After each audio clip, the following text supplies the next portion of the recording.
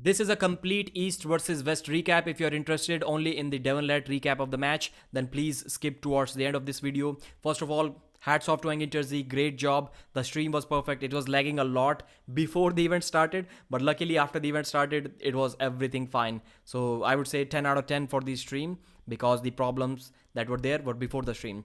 And the referees were more strict this time. I personally like that. Some people have complaints about that, but I personally like that. So the first match, Mindaugas Tersitis versus the Russian Oleg Sharkasov. Mindaugas had never lost to Oleg. This time also, it was the same result. He easily top rolled Oleg Sharkasov's wrist 3 times, and Oleg does not have that flop press, or he at least does not have that against Mindaugas. Mindaugas almost takes everyone's wrist, but guys like Daniel Prokopchuk beat him from here.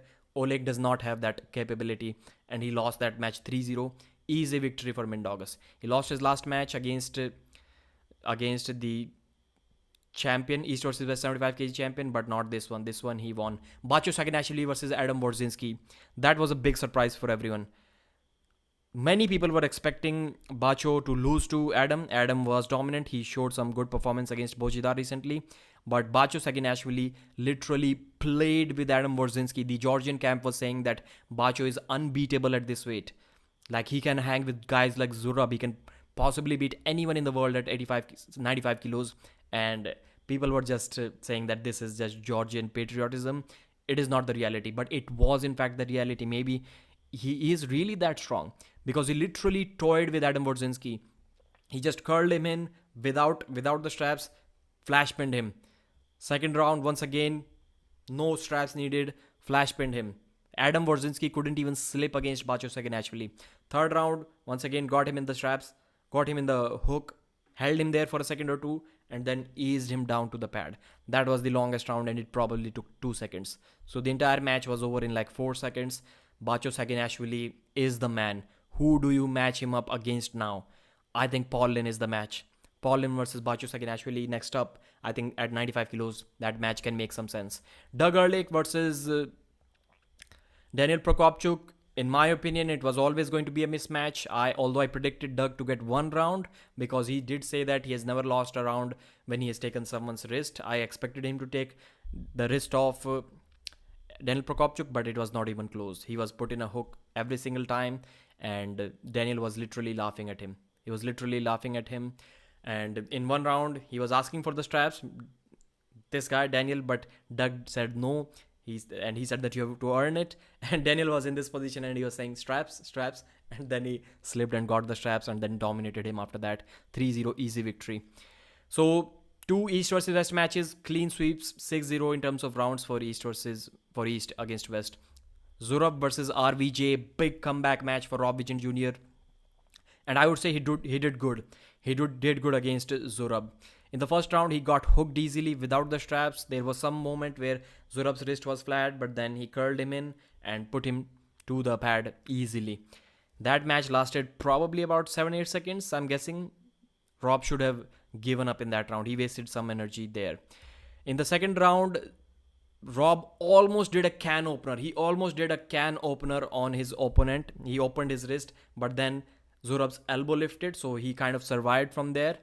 After that, Zurab put him in a hook, and I think he beat him. Yeah, he put him in a hook, and this time Zurab needed like 6, 7, 8 surges, 5, 6 surges. So the match was in fact a little bit closer than what the score shows, because no way, under no circumstances was Zurab in any kind of trouble inside the straps. But he did struggle a bit to get the pin over Rob Vision Jr. And Rob was looking excited in the second round, but then that excitement kind of faded away.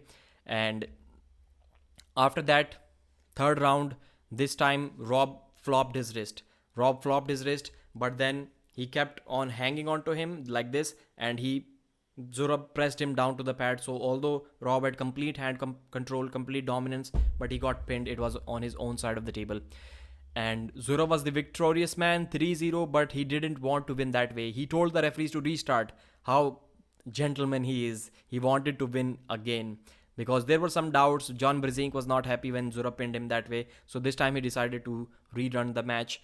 And this time he stayed flat. He didn't get any cup. Looked like maybe he was about to lose his wrist, but then he went sideways and pinned Rob Vigent Jr.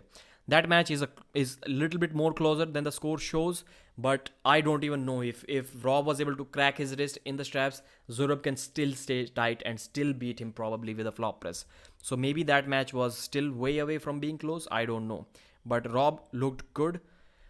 For sure, he looked better than Rob. And this is the guy, Ryan. Then this is the guy that won the AMC tournament. So doing that good against him is okay in my opinion. Arif Artem versus Georgi Zaranov. Man, give Georgi Zaranov a superstar title because he has competed in 3 matches at East versus West and he has won all 3 of them. 3 pins to 2, making a comeback. How insane is that? He beat Sergey Kalinichenko 3-2, then he beat Wagner 3-2 on the left arm, and this match he was getting dominated, out top rolled by Arif as everyone expected. But in the third round, there were lots and lots of elbow fouls and false starts, many false starts in this one. Throughout the event, throughout the whole entire event, there were many false starts, that's what I would say. So during that false start, Arif pinned him in the third round, but it was a false start. Then it went to straps, and Zaranov caught him in a hook. And if Georgi Zaranov catches you in a hook, it's already over. You should give up. That's what I was shouting. That's what I was telling Arif to do right from here. But the distance is too much, like almost 2-3,000 miles from here. So that's why Arif didn't listen. And if he did, he would have laid down immediately. That's what he needed to do. But he kept on fighting in a hook. Bad idea. Same mistake that Kalinichenko did against Zaranov. Came back, beat him 3 times. The victorious man, Georgi Zaranov, doesn't speak enough, doesn't have a huge social media profile, but beat the super heavyweight champion of the world of WAF. That's really, really interesting. So the victorious guy here. And Cody's per merit, Alijan Muratov. I was expecting Cody to do something because of his pronation. He's difficult to hook. And in the first round, Alijan Muratov did hook him on the left arm. It was somewhat easy. He pinned him. In the next round, Cody was messing something up in the grip. He was getting a slight advantage in the grip. It looked good for him. And he was able to crack his wrist without the straps. And even inside the straps, he was able to stay in a good position. But slowly, Alijan was able to get his superior position and then press him to the pad. Same thing happened in the third round, but I would say this match, even this match, is a lot closer than what the score says. There isn't a huge gap between these two. I would say maybe Alijan is 5% stronger than Cody, which this is a gap that Cody cannot close because he's, let's be honest, almost 50 years old. Okay, Arif versus Georgi, we already discussed that match. Rivas versus Dave, that was something shocking. But before that, Vitaly versus Tobias happened, I think. Yeah, Vitaly versus Tobias. So this match, left arm match, as expected, Vitaly Laletin was dominant. He dominated Tobias inside, outside of straps. Without the straps, he wasn't able to pin him, but he was able to flop his wrist. Inside the straps, he wasn't able to flop his wrist, but with this high hook with pronation, he was able to easily pin him 3 times. 3-0 Vitaly. He's top 3 in the world. Vitaly is easily top 3 in the world right now in the absence of Denis Seplenkov and Livan Saginashvili on the left arm. So that's how good Vitaly is. Not much to talk about this dominant victory. But Tobias is strong. He's a young guy. He needs more time. Alcesar versus Samushia. It was always going to be a mismatch, but there was one round where outside of the straps, Alcesar was able to flop Samushia's wrist in the second round, and that's when he got really riled up. He got excited and we thought we were going to see something, but no, Samushia was way too much inside the straps. First round, second round, third round, I think first round was without the straps, then rest of the rounds were inside the straps. Totally easy hook matches for David Samushia. We saw something in the second round, but not enough to make the match exciting or close. So dominant win. East versus West 85 kilos champion defends his title.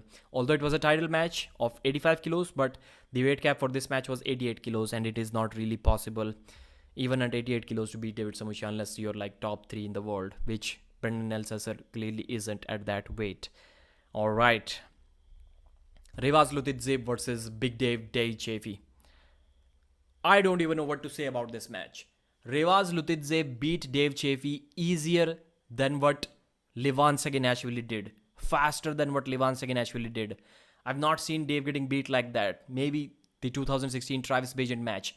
Rivas controlled Dave's hand with his cupping, pronation, without the straps, flash pinned him to the table. We thought Dave missed the go. He's going to come back, put him in the straps and beat him with the top rule. Nope. He controlled his cupping once again, got hold of Dave Chaffee's thumb and put him down to the pad once again.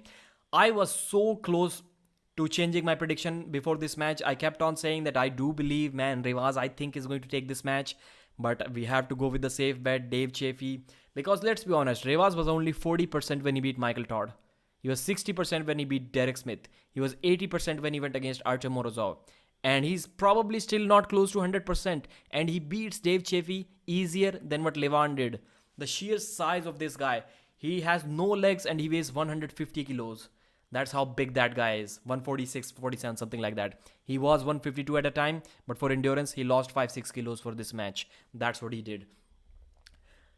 I think for sure we have to say that this guy is top 5 in the world right now. Where is he? We don't even know.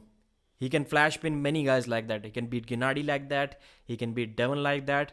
Man, maybe he can do something against Morozov as well in a rematch, because he did get one win over Morozov in that match. So 3-0 Rivas, you impressed everyone. You shocked the entire world. Paul Lin versus David Samushia. That was another interesting match. Paul Lin had wars. Paul Lin versus Sasha Andreev. Paul Lin had wars with Sasha in the first round. He had a good hook battle, probably lasted like 15 seconds, and Paul came victorious. He shouted at the haters, shouted at the doubters. I wouldn't say haters. And he said, "What's up now? What is it that I can't do?" That's what Paul Lin said. The second round, he got even better start. He was fast, explosive off the go. He put him in the hook and then he beat him from there. That was a really dominant win again. This time, I think the referees missed it. Paul Lin pinned him for like 5 seconds. His wrist was below the parallel pin pad for like 5 seconds, but the referees didn't call it. But then it was called. Paul Lin 2-0, once again, totally charged up. He was pacing throughout the arena, was not sitting down. In the third round, Paul made a mistake. He was not looking as excited, as fired up. Maybe his energy was down, and he got stopped in the center. He was slightly on the defensive. He brought him back once, but then the match was back once again. And that's exactly where Paul Lin should have gave up. He should have laid down, but he didn't. That was a huge mistake on his part. You don't really arm wrestle Sasha when he's like this. You only arm wrestle him when he's like this on the defensive. That's where you can beat him. That's what we discussed with Paul as well on the previous live streams. But Paul kept on fighting. After that, he was kind of gassed out. And even then, even after that, in the fourth round, Paul came like that much, 1.5 inches closer to the pad. And he almost finished him. But that title defense was just about an inch away from Paul Lin. And then he brought him back. And in the final round, Sasha kind of made easy work of Paul Lin. So 3-2 victory for Sasha, new East versus West champion of the world. Then we had Irakli Zirakashvili versus Kidragali Ongarbayev. That match was something amazing. It ended quickly. Irakli looked like he had a stronger hand and he also had a stronger arm. He almost pinned Ongarbayev. It was like probably a centimeter from the pad. But then he completely was off balance trying to pin him, and he immediately was brought back to the center with zero resistance. I think it was a huge mistake on his part to not being balanced and staying in that position. And then Ongarbayev took his wrist and beat him. After that, second round, once again, Irakli, good hand position, took him almost to the pad. Then Ongarbayev made some magical adjustments that you only have to see. I literally cannot explain what happened. I don't even remember, it was that fast.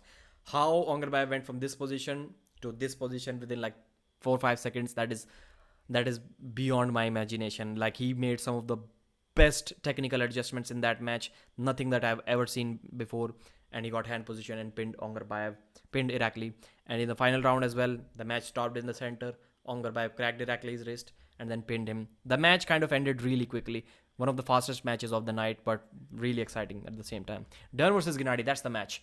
So that's the match. It was something amazing. Big build-up, big hype towards the match. Devon bulked up from 115 kilos to 129 kilos almost. Genadi was 140.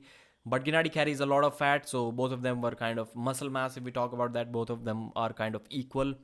First round, Devon slipped easier than he has ever slipped against anyone. So it was clear that the match was over from there. After that, in the first round, inside the straps, Devon put him in a open top, not open top roll, but high hook position. He added a lot of pronation, and then he slowly switched to hook, and he was totally tight, totally coiled up, and he was saying Opana, he was saying, Genadi, you're my dog now. And he was literally destroying Genadi, like talking trash with him. Genadi was trying to do something, but he literally had zero resistance for Devon. Nothing, absolutely nothing that he can offer. And after that, it kind of ended bad for Devon, because I saw that there was a foul for Genadi. It was not called, and I didn't see any foul for Devon. Maybe it was, but it was very small, and that foul was called on Devon instead of Genadi. So there was one foul. After that, there was a restart, and Genadi immediately flop pressed Devon, and Devon stopped him here. But when the arm was going down, Devon slid his elbow off the back of the pad. So that was second foul, and Devon was down one pins to zero against Genadi. After that, Devon once again put him in a hook. This time he stopped his flop press and brought him back in a hook. And it was a deep, tight hook. And Devon started laughing once again. Genadi had absolutely nothing. Zero resistance for Devon. There was some resistance, but there was no offensive resistance. Like, offensive attacks weren't there. Devon also couldn't finish. It was a long battle, but he was always comfortable. And from that position, Devon was able to win that round easy. After that, the third round, Devon pinned him outside of the straps, a quick shoulder press. Genadi couldn't do anything. Shoulders being squared was a problem for both of these guys. There was some complaining, there were some fouls going on, but at least the referees were more strict than the last time. And this is what I really, really admire about this event. I liked the strict referees, to be honest. Hats off to your referees. Still, there were some mistakes, but it was, in my opinion, it was an improvement from the previous event. So after that, the fourth round started. Devon was dominating. Genadi had nothing left. His endurance was out, and this is the first victory that West was going to get over the East. And somehow this match started. Devon once again totally coiled in, completely behind his shoulder. Genadi is getting destroyed, but somehow Genadi says the magical words, "Open up." He did say before this round actually, but he got his energy back, and even from this tight hook position, he opened Devon up, and his elbow did slide off the back of the side of the pad. So this was one foul on Devon. And after that, they went in a quick hook, and Genadi threw his shoulder on Devon and pinned him, just like Devon pinned Jerry in the final round of WL 2018. Genadi wins 3 pins to 2. I missed one round before that. Genadi did a flop press. I think it was inside the straps. This time he fully committed to the flop press, unlike the second round where he partially committed and Devon blocked it from here and put him in a hook. This time he fully committed, and he pinned Devon in the fourth round. So the score was 2-2, and then the final round, Genadi threw his shoulder and beat Devon. So that's how Genadi won 3 pins to 2. I've never seen that after somebody being completely exhausted and then beating Devon. Genadi kept on saying that, "Engin, trust me, I have never lost any match on endurance." And he kept on saying in every single interview, he has never lost any match on endurance. "I will bleed Devon out. I will tire him out." And he did exactly that. Maybe he could have done right from the beginning. Then we would have not been that much shocked. But he himself got gassed out and then came back and gassed Devon out. Devon had absolutely nothing in the final round. It was clear that Devon's stamina, his endurance was totally gone. It was totally gone. Devon was breathing heavy. Devon was exhausted. I don't know how Genadi pulled that off, but he actually did. So overall, the event gets a 9 out of 10 for me. There were a lot of messed up false starts, the weird things. False starts was the only weird thing that people didn't like in this event. Otherwise, the event was awesome. Really, really good event. Like the video and subscribe to the channel if you can. Thanks, brother.